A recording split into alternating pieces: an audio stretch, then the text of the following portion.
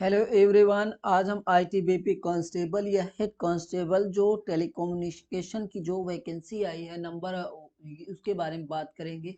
क्या उसका last date apply करने का, कौन कौन अप्लाई कर सकता है, क्या एज क्राइटेरिया होगा और कितने नंबर्स ऑफ सीट होंगी और कितना हमारा इसमें रजिस्ट्रेशन फीस लगेगा और क्या इसमें सैलरी है, क्या सिलेबस है, क्या मेडिकल टेस्ट है, कितने स्टेजों में ये हमारा जो है प्रोसेस होगा, अंतिम स्टेज में आपका सिलेक्शन होगा। तो इस वीडियो में हम पूरा जानने वाले हैं।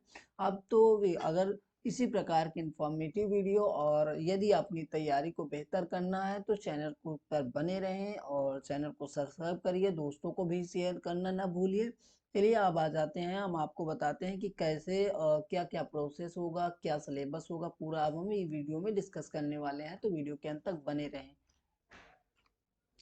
अगर बात किया जाए तो जो आईटीबीपी है यानी Indian Tibet border police force जो होता है मिनिस्ट्री ऑफ होम अफेयर्स का गवर्नमेंट ऑफ इंडिया, इसमें जो हमारे पोस्ट आई है ग्रुप सी की यानी कि जो हेड कांस्टेबल और कांस्टेबल कम्युनिकेशन जो पोस्ट है इसकी पोस्ट आई है। और इसके नंबर्स ऑफ पोस्ट की बात करें तो इसमें जो तो 293 कुल टोटल पोस्ट है और हेड कांस्टेबल कम्युनिकेशन के लिए अब आप यहाँ देख सकते हैं वैकेंसी की डिटेल क्या है। और यहाँ सबसे पहले ये जान लेते हैं कि जो हमारा रजिस्ट्रेशन शुरू होगा वो 1 नवंबर 2022 से शुरू हो गया है और इसका क्लोज डेट है वो 30 नवंबर है। ठीक है, रात के 11:59 पर। ठीक है, इसके बाद जो था हेड कांस्टेबल टेली कम्युनिकेशन, इसमें जो मेल का जो अनरिजर्व कैटेगरी की जो सीट है वो 34 है और ईडब्ल्यूएस की 10 है, ओबीसी की 44 है, एससी की 15, एसटी की 4 है। इसी प्रकार टोटल आप लोग सभी देख सकते हैं। जिस भी कैटेगरी में आ रहे हैं उसका सीट देख लीजिए और अनरिजर्व वाली सीट देख लीजिए। फिर ठीक है, द वैकेंसी, इसके बाद आप यहाँ से www.recruitment.itbp.police.nic.in पर, और मैं इस जो लिंक है वीडियो के डिस्क्रिप्शन में दे दूंगा, वहां से जाके आप फॉर्म को भर सकते हैं। फिर इसके बाद और नीचे आते हैं तो देखिए यहाँ पास हम पे स्केल यहाँ क्योंकि स्टूडेंटों के पहले कोई भी जॉब है तो उसके स्टूडेंटों के मन में रहता है कि उसमें सैलरी कितना होगा। ठीक है? तो इसमें हम देखेंगे जो वेतन लेवल है जो वो चौथा है, पे मैट्रिक्स इन 25,500 से 81,100 रुपए था, ये जो सातवां वेतन के। ठीक है, और इसमें कांस्टेबल टेलीकम्युनिकेशन के है, लेवल 3 का पोस्ट है, लेवल 3 इसमें वेतन मिलेगा मैट्रिक रेस 21,700 से 69,100 रुपए पर सेवेंथ, यानी कि सातवां वेतन इसमें भी लगा है। फिर इसके बाद अदर अलाउंस आप पढ़ सकते हैं क्या क्या है। एचआरए है, आपको ट्रांसपोर्ट अलाउंस है, लिविंग लीव ट्रेवल कंसेशन है, फी फ्री मेडिकल फैसिलिटी है, या आपको अदर अलाउंस आपको इसमें भी मिलता है।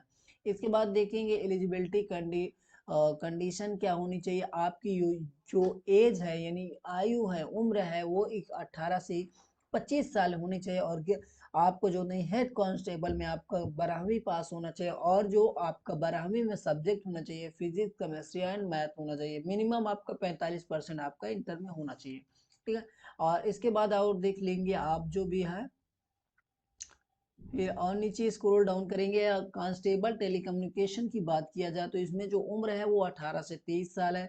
और जो इसमें मतलब कि प्रारंभिक जो शिक्षा होनी चाहिए, मतलब कि क्वालिफिकेशन है वो मैट्रिकुलेशन यानी कि आपका हाई स्कूल होना चाहिए इसमें।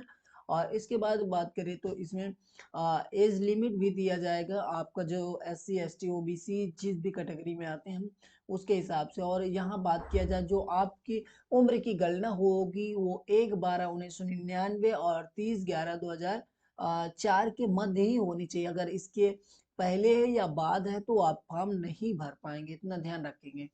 फिर इसके बाद देखिए आपको यहाँ पास एज रिलैक्सेशन है तो SC ST के लिए 5 साल का मिलेगा, बैकवर्ड नॉन के लिए मिलेगा कि 3 साल होगा। ठीक है, एक से सर्विस अनरिजर्व या जनरल के लिए 3 साल होगा। और एक सर्विस मैन OBC यानी जो सर्विस कर चुके हैं उनके लिए ये 6 साल, 3+3 year after deduction of military, जो मिलिट्री से डिडक्शन डिडक्ट होके आए हैं उनके लिए ये। इसके बाद गवर्नमेंट सर्वेंट के 5 साल है, आप देख सकते हैं सभी। फिर इसके बाद और नीचे स्क्रॉल डाउन करते हैं तो देखते हैं अब यहाँ पास आपको जो इकोनॉमिक वीकर सेक्शन है आप देख लीजिएगा, उसमें क्या प्रावधान है पूरा देख लीजिए। The reservation of EWS those candidate who are not covered under the scheme of reservation for SC ST and OBC will be admissible as per department of personnel training office memorandum number इतना dated 31/1/2019 and it is amendment issue by central government from time to time. इसके बाद हम देखेंगे कि इसमें जो physical standard, अब इसमें हम फिजिकल टेस्ट यानी पीएसटी के बारे में जानेंगे। आपको कितना हाइट होना चाहिए, तो देख लीजिए आपको जो ट्राइब्स के लिए है, एसटी कैटेगरी के जो ट्राइब्स होना चाहिए उनके 162 सेंटीमीटर और फॉर फीमेल के लिए 150 सेंटीमीटर होना चाहिए। और इसके बाद देखिए जाए अगर जो आपका सीना है उसको अगर फुलाया जाए, जो चेस्ट है उसको फुलाने पर क्या होना चाहिए, वो विथाउट बिना फुलाए पर 76 सेंटीमीटर और फुलाने पर आपका 81 सेंटीमीटर होना चाहिए। इसके बाद देखिए candidate filling in the category of the Garhwals Kumaon and Gorkhas and Dogras, ये सब आपको जब आप फॉर्म भरेंगे तो आपको ये होना चाहिए, ठीक है। 165 सेंटीमीटर आप देख लीजिएगा। फिर इसके for other state of union territory, जैसे आप यूपी के हैं तो आपका 170 सेंटीमीटर होना चाहिए ना। अगर आप इनके स्टेट हैं यानी इनके बजाय और किसी भी स्टेट से हैं तो आपको क्या करना चाहिए, यहाँ आपको 70 सेंटीमीटर आपका होना चाहिए। फीमेल के लिए 157 सेंटीमीटर और आपका बिना फुलाए सीना आपका 80 और फुलाने पर आपका 85 होना चाहिए। इसके बाद और नीचे आते हैं तो देखिए मिनिमम मेडिकल स्टैंडर्ड आपका क्या होना चाहिए, जो होता है बेटर आइज के लिए जो होता है N6 होना चाहिए, वर्ड साइज 9 है। बेटर आइज 3/6 का जो होता है वर्ड साइज 6/9 का होना चाहिए। अनकरेक्टेड विजुअल डिस्टेंट विजन आपका है। फिर इसके बाद देखिए visual correction of any kind is not permitted even bye classes, आपको देखिए फिर आपको और नीचे आते हैं हु आर अप्लाई, आप इसमें देख लीजिएगा। फिर इसके बाद एप्लीकेशन फीस आपका जो होगा ओबीसी और जनरल के लिए जो होता है यानी अनरिजर्व और ओबीसी और ईडब्ल्यूएस कैटेगरी के लिए 100 रुपये, एससी एसटी के लिए आपका फ्री है, ठीक है। और इसके बाद और नीचे आते हैं सिलेक्शन प्रोसेस क्या है, तो आप इसको थोड़ा से पढ़ लीजिएगा।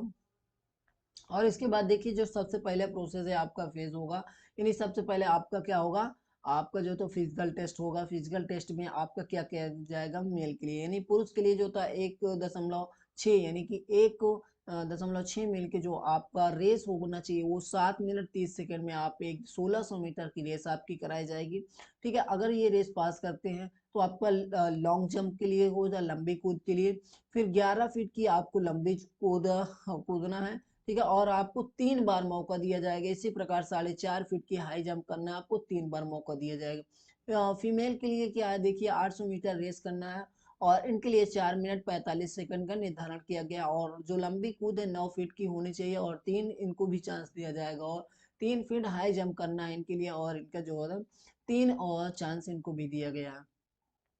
फिर इसके बाद यदि आप पेट को क्वालिफाई करते हैं तो आपका फिर क्या होगा, फिजिकल स्टैंडर्ड टेस्ट होगा और इसमें आपका जो होगा चेस्ट वेस्ट पूरा आपका मापा जाएगा, ठीक है।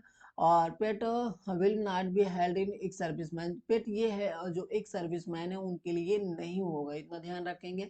फिर आपका रिटर्न एग्जाम होगा फेज सेकेंड में, पहले में आपका मेडिकल हो जाएगा, वो सॉरी में आपका पहले फिजिकल होगा, फिर दूसरे में आपका जो होगा रिटर्न होगा। और रिटर्न में आपका 100 मार्क्स का एक प्रश्न पत्र होगा। आप ऑफलाइन यानी ओएमआर सीट पर देख सकते हैं या ऑनलाइन आपको कंप्यूटर बेस्ड टेस्ट यानी सीबीटी पर भी दे सकते हैं, जिसमें आपको कंफर्टेबल है आप उस पे पेपर दीजिएगा। फिर इसके बाद जनरल के लिए सॉरी जनरल इंग्लिश के लिए जो हमारे 10 क्वेश्चन है 10 नंबर के आएंगे। हिंदी आपका 20 में आएगा 10 क्वेश्चन 10 नंबर के। इसके बाद जनरल अवेयरनेस ऑब्जेक्टिव टाइप का आपका 10 नंबर होगा। फिर इसके बाद रीजनिंग एबिलिटी जो होता है वो 15 नंबर का होगा। फिजिक्स के आपसे 20 क्वेश्चन आएंगे, केमिस्ट्री से आपके 10 क्वेश्चन आएंगे एंड मैथ के आपके 20 क्वेश्चन आएंगे। तो टोटल जो हमारा होगा वो 100 क्वेश्चन होगा और आपको समय मिलेगा 2 घंटे। फिर इसके बाद देखिए फॉर कांस्टेबल और टेलीकम्युनिकेशन के लिए क्या जनरल इंग्लिश 15 का है और हिंदी 15 का है और जनरल अवेयरनेस आपका ऑब्जेक्टिव टाइप्स होगा 20 का और रीजनिंग एबिलिटीज होगा 20 का। क्वांटिटेटिव एप्टीट्यूड्स आपका 30 नंबर का होगा। टोटल 100 का होगा, 2 घंटा इसमें भी समय आपको मिलेगा। फिर इसके बाद reservation the minimum cut of percentage marks, आपको मिनिमम कट ऑफ कितना होना चाहिए, और रिजर्व या ईडब्ल्यूएस या एक सर्विसमैन के लिए 35% है, और S C S T OBC के लिए 35% मिनिमम कट ऑफ है। फेज थर्ड में आपका मेरिट लिस्ट आएगी, और देख लीजिएगा मेरिट लिस्ट में आपका। फिर इसके बाद फेज फोर्थ में वेरिफिकेशन ऑफ ओरिजिनल डॉक्यूमेंट होगा आपका। फिर क्या होगा, फेज चौथे में आपका डॉक्यूमेंट वेरिफिकेशन होगा, आपका हाई स्कूल हो गया, आपका इंटर का डॉक्यूमेंट हो गया, या SC ST या OBC है, या कास्ट वो सॉरी डोमिसाइल सर्टिफिकेट निवास प्रमाण पत्र हो गया। इसी प्रकार आपका मतलब निवास प्रमाण पत्र में आप क्या क्या लगा सकते हैं, पैन कार्ड, आधार कार्ड, ड्राइविंग वोटर कार्ड, ठीक है, ये सब आप अपना लगा सकते हैं। फिर डिटेल मेडिकल एग्जामिनेशन, फिर इसके बाद आपका ओनली दोज आप आपका डॉक्यूमेंटिफिकेशन हो जाएगा तो आपका क्या होगा, मेडिकल होगा। ठीक है, मेडिकल के बाद यदि आप मेडिकल में अनफिट होते हैं तो मेडिकल री मेडिकल करवाया जाएगा, ठीक है। और इसी प्रकार आपका हो जाएगा सिलेक्शन। और अगर ये वीडियो पसंद आए तो चैनल को सब्सक्राइब कर लीजिएगा दोस्तों, और वीडियो को लाइक करिए, ज़्यादा से ज़्यादा लोगों को शेयर करिए, ठीक है। अपनी तैयारी बेहतर करने के लिए चैनल पर बने रहें, और इसी प्रकार के कई जॉब पाने के लिए, ठीक है, जॉब इंफॉर्मेशन पाने के लिए चैनल पर बने रहें।